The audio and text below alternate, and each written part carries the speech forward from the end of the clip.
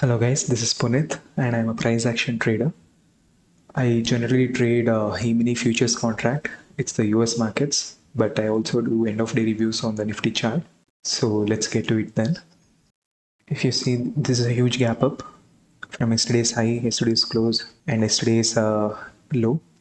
EMA is also far away.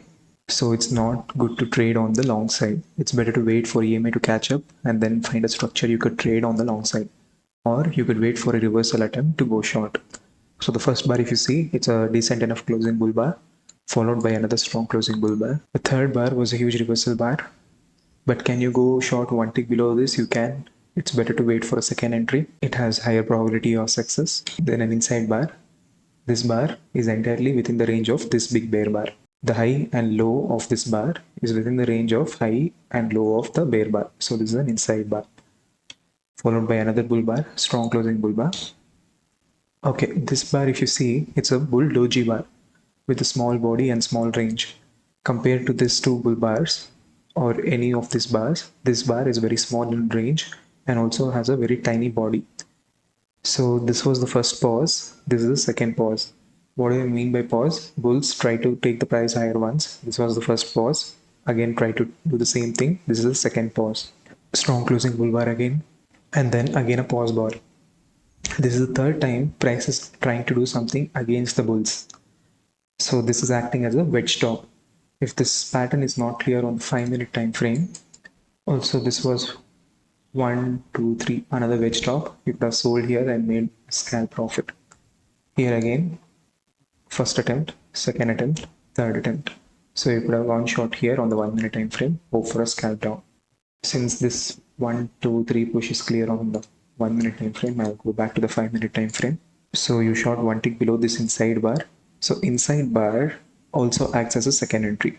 Second entries usually have higher probability of success than the first entry, right? So the inside bar will act as a second entry, and also this inside bar is happening near a wedge top. So that has good context backing it. So you go short one tick below this bar, put your stop loss one tick above this bar and hope for a scalp down. Or you could hold your trade all the way to this point or the day's low or the test of EMA. All those are good profit targets. But I would get out at 1:1 risk to reward because that has high probability of success. 70 to 75% of the time you'll get your profits when it's a wedge top or a wedge bottom. Okay, good bar, bear bar closing here it's low. If you don't like shorting this bar because this is not a very strong closing bear bar, you can go short one tick below this bar. But then the follow through bar is again an inside bar. Also, it has bull body. So it's not advisable, right? But if you want, you can go short one tick below this bar. If you have already went short here, you just hold your trade. You won't exit anywhere here. Now this is a micro edge bottom. Price tried to go higher once, twice, and this is the third attempt. But what is the context here? Huge gap up. Price is yet to retrace to the EMA. So I would advise you to wait till that EMA catches up to the price action and then find long setups. If you're short here or here, just wait to get your 1:1 risk reward profit. If you see, this is a huge trap bar. Also, it's an overshoot of this wedge bottom or a micro wedge bottom. Here, this is also a micro wedge top. The difference is that the number of bars in the wedge pattern should be more than 8 if you want to call it a wedge. If it's less than 8 bars, then you call it a micro wedge. So the price retraces all the way to the EMA and very sharply that too within 1 bar. So this is a sign of exhaustion by bulls. And if you see, big leg up, big leg down. So confusion means trading range price action. And in trading ranges, you buy long setups on the bottom third region and you wait for short setups on the top third region. Huge reversal up, which is also an inside bar acting as a second entry because this is a key area. Test of EMA has happened. Double bottom with the day's low. Overshoot of the wedge micro wedge bottom. Also trading range price action bottom third region. So you can go long one tick above this bar and hope for a scalp up. It triggered bad follow through inside bar. Here you got 1:1 risk to reward. Also, it tested the top third region of the day. Now, a key concept to understand how to trade trading ranges. If you see leg 1, This two bull bars as leg 1. This was the pullback bar, leg 2. The leg 2 was strong, but then it reversed. This is leg 1, pullback, leg 2. Leg 2 was strong, but then it reversed. If you see this as the up leg 1, pullback, leg 2, this leg 2 is very strong compared to the leg 1. Again, it will be a trap. Also, it reached the day's high. It did break out of the trading range, right? This bar. But what are the odds that it will keep going higher?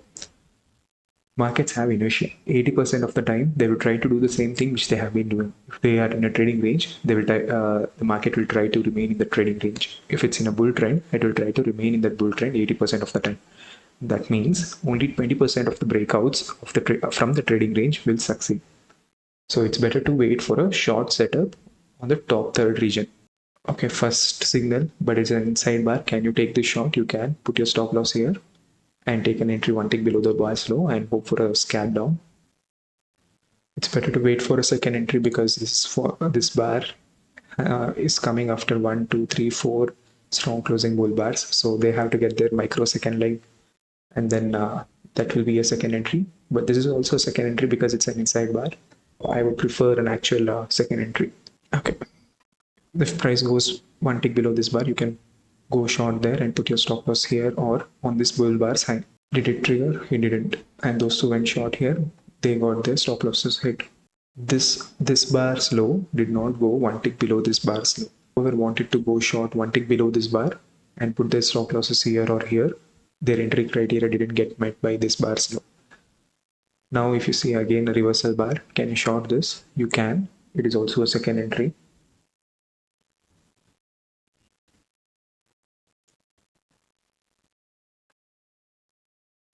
Okay, here if you see, we went into a trading range for such a long time. Also, if you want to argue that this is the fresh breakout and this is the pullback structure and this is a H1 pullback H2, you can go long here, put your stop loss one tick below this bar's low or below this bar's low. It's up to you, and hope for a swing up for a measure move target of this leg. What I mean by measure move target is this was the leg 1. So the deepest pullback point was this, and if this swing trade succeeds, it should be going all the way here. Not exactly all the way here, it can reach up to here or here. It depends on the structure. You'll have to trade price action rather than fixed theories. But they got trapped by big up, big down, big up. So we are expecting one more big down because this is a trading range price action. If you don't want to short this bar's low and put your stop loss here, you can wait for a break of EMA, which you got here, and go one tick short one tick below this bar and put your stop loss here. Also leg 1, pull back leg 2, leg 1, pull back leg 2, leg 1, pull back leg 2. So we are hoping this breakout will be the first leg and then pull back and leg 2. Okay, now you got your scalp down. Also leg 1, pull back leg 2, and first try to do something against the bears. Second try. This is the third try. Also we are, if you see, this is a trending trading range rather than a horizontal trading range. It is still making higher high, higher lows. So it's a broad bull channel which is acting as a trading range. If I mark, this is the bull channel. So this was the overshoot of that bull channel and it's reversing. So you can go long one tick above this bull bar, put your stop loss here and hope for a reversal up to the mid region or top of this channel. Did it get triggered? It didn't. This is a second entry, but a weak closing bull bar. If you want, you can. I wouldn't. It's better to wait for a strong closing bull bar. If you did, the stop loss got hit. Okay, this is a strong enough closing bull bar. You can go long here, one tick above this bar, put your stop loss here or here.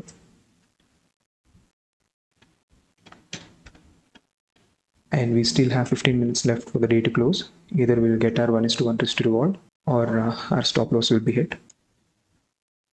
So we did give the 1:1 risk reward scalp and the markets are closed for now. So guys, if you have any doubts or questions, please leave them in the comments below. I'll try to get to them as soon as possible. And if you want to watch more such videos, I'll leave the link in the description below. Thank you.